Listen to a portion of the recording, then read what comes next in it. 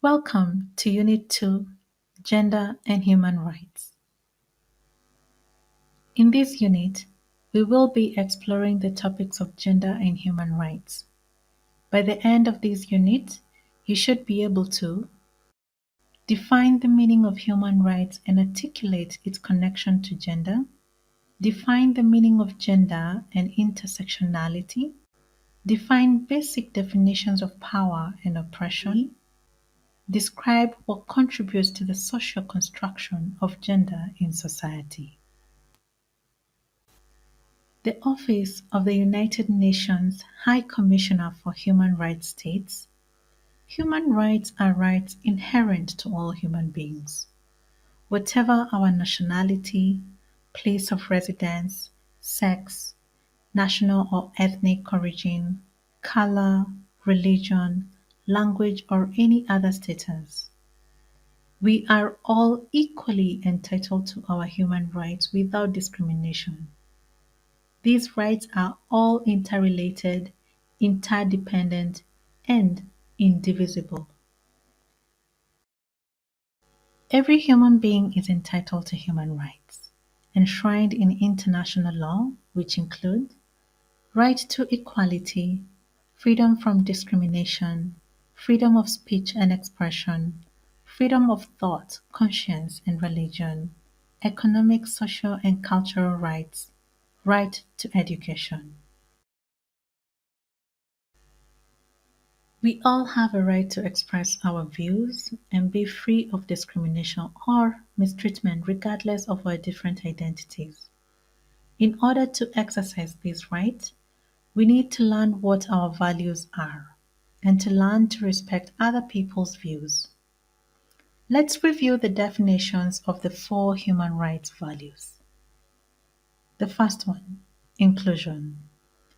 Enhancing opportunities, access to resources, voice and respect for rights so people who are disadvantaged on the basis of age, sex, disability, race, ethnicity, origin, religion, or economic or other status can better participate in society.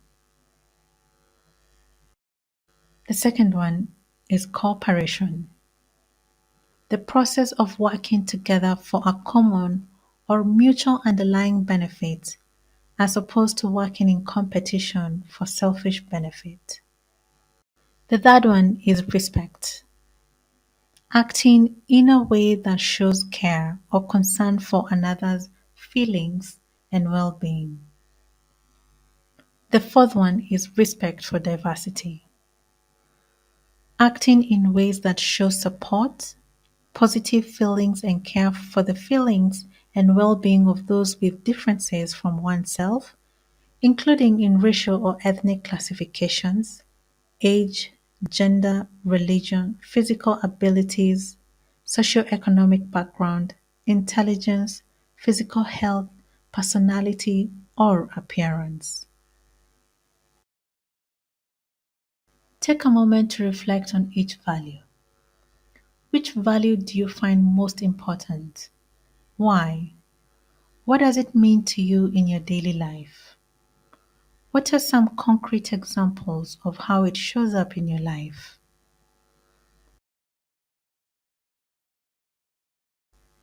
After reflection, draw a series of 4 images that represent each human right value.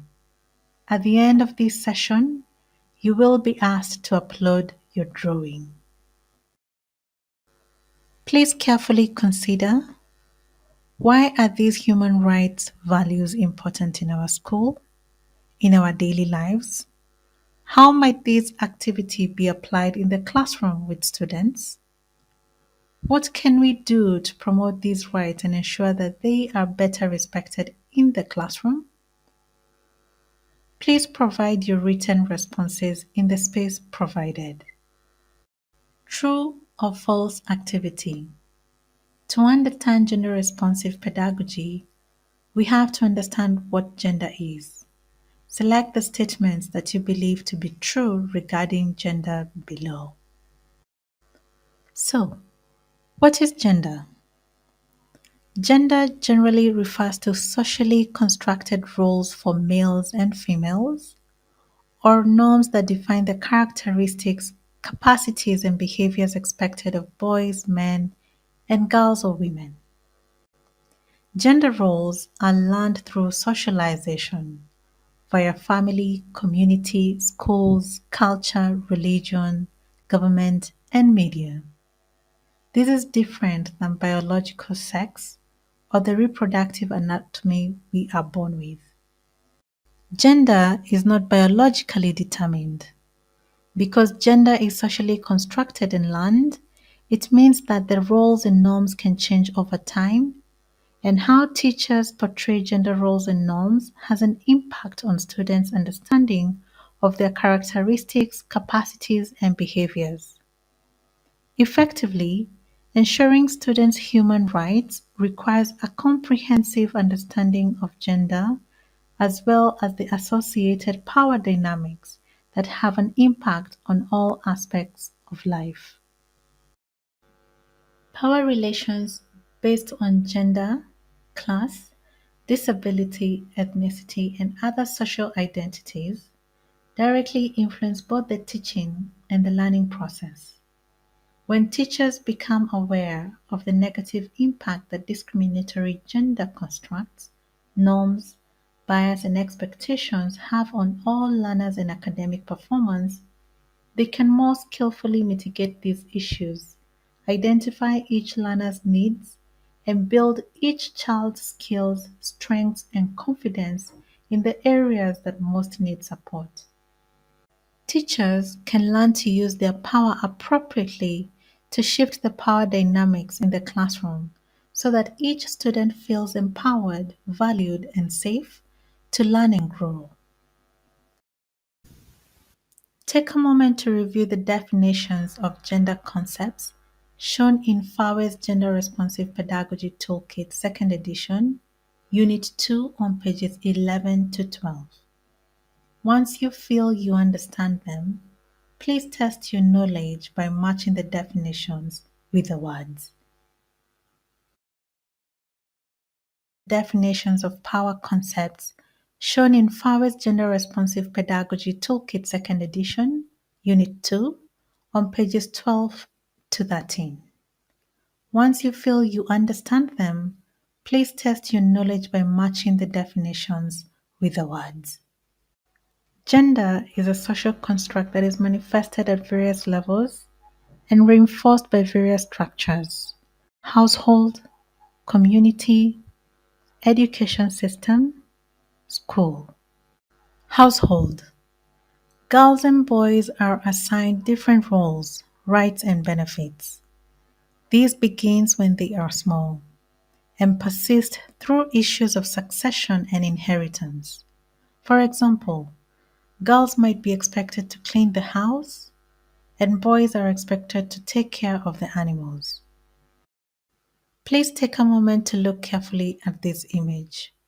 Then, in box 1, identify the gender roles or norms you observe in this picture. In box 2, please share what other gender norms and roles children learn in their households. Community. Socially constructed roles are reinforced through allocation of roles, rights, and privileges. For example, in a community where the gender construct says only women cook and only men are decision makers, a boy might not realize he can be a chef, and a girl might not realize she can become a member of parliament. Please take a moment to look carefully at this image. Then, in box 1, identify the gender roles or norms you observe in this picture. In box 2, please share what other gender norms and roles children learn in their communities and where they learn it. For example, from the media, religious institutions, government policies, etc. Education system. Education systems can positively contribute to the construction of gender, including by selecting curricula that is not gender stereotyped, encouraging males and females to enter all fields, and having men and women in leadership roles. Please take a moment to look carefully at this image. Then, in box 1, identify the gender roles or norms you observe in this textbook. In box 2, please share what other gender norms and roles children may learn through the education system from school policies or curriculum. School.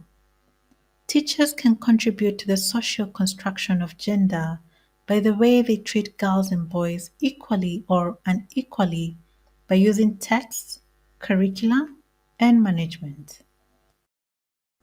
Please take a moment to look carefully at this image. Then, in box 1, identify the gender roles and norms you observe in this textbook.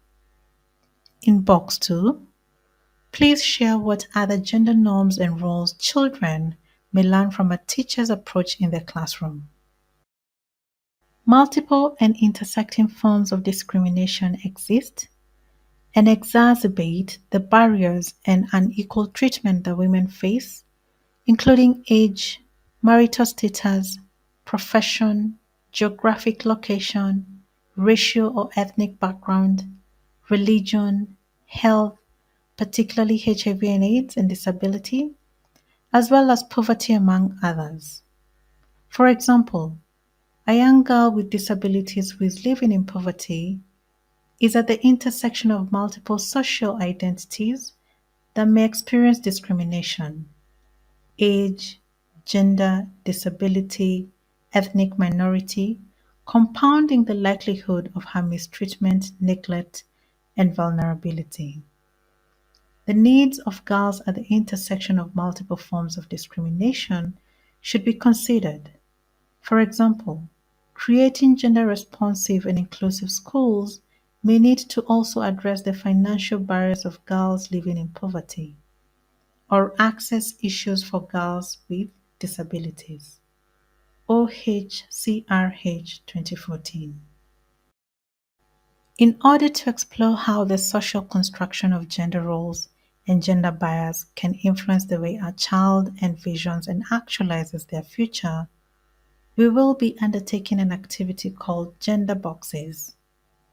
There are 2 boxes shown below, one labeled Box 1, Act Like a Man or Boy, and one labeled Box 2, Act Like a Woman or Girl.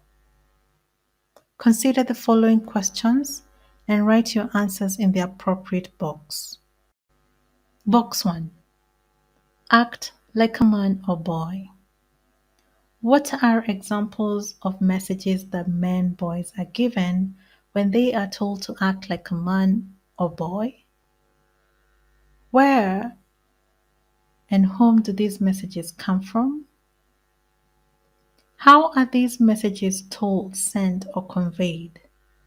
For example, through television, traditional songs, books, stories, laws, schools, etc.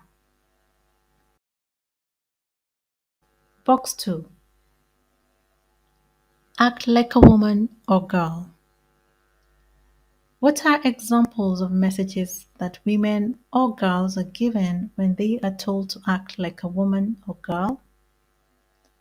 Where and whom do these messages come from? How are these messages told, sent, or conveyed? Once you have compiled your reflections in the 2 gender boxes, take a moment to reflect on each question before looking at the answer. Please note that these answers are not exhaustive, but simply examples. Question: what happens to men or boys and women or girls who do not conform to these messages inside the box? Answer: among other things, those who do not conform to the messages in the box are seen as different and excluded from fully participating in society. They also might internalize shame. Question: what ways can these boxes limit how people can imagine their futures and the kind of work they can do or things they can study? What ways can these boxes limit how people can express themselves? Write your answer. Answer: boys aren't allowed to cry or be a caregiver, and girls aren't encouraged to be assertive or in positions of power. Question: what methods are used to keep men and boys, women and girls inside the box? Write your answer. Answer: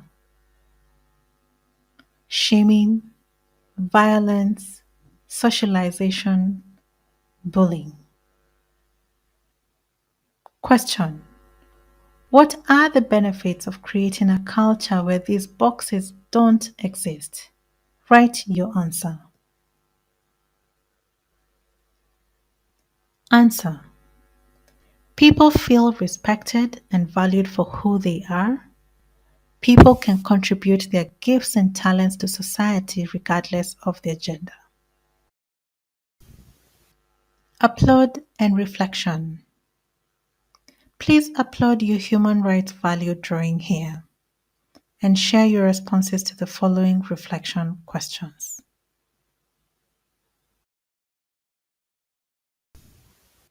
Additional resources.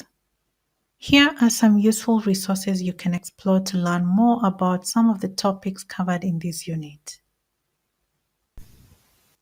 The next unit will be Unit 3, Gender Responsive Schools and Management System.